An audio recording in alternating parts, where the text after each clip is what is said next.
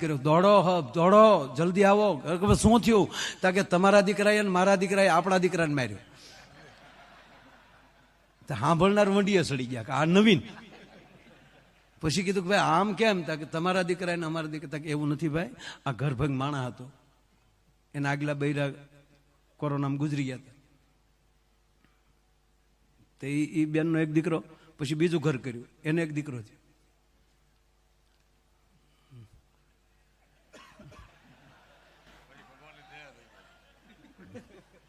એનો દીકરો.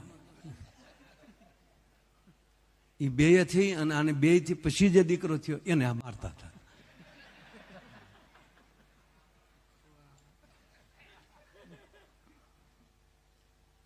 આમાં ઘણી વાર આવું થાય. એટલે જેલમાં પ્રોગ્રામ ને મારે કહેવાય ગયો મિત્રો એવી પવિત્ર જગ્યાએ મળ્યા છે.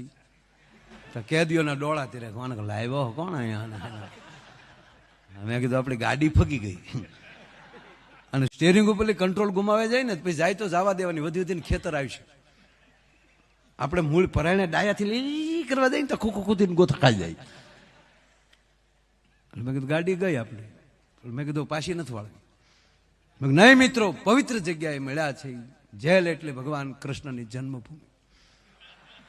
ત્યાં તો ઓલા તાળીઓ મળ્યા પડા, ક્યાં બાત હે ક્યાં બાત. એક જણો ઉભો છે, મને કે બસ હો આ મથુરા નથી. અને બીજી વાત, મારે ભાઈ કૃષ્ણ જન્મતા વેત નીકળી ગયા હતા ને, અમને 15 વર્ષથી જામીન નથી જડતા.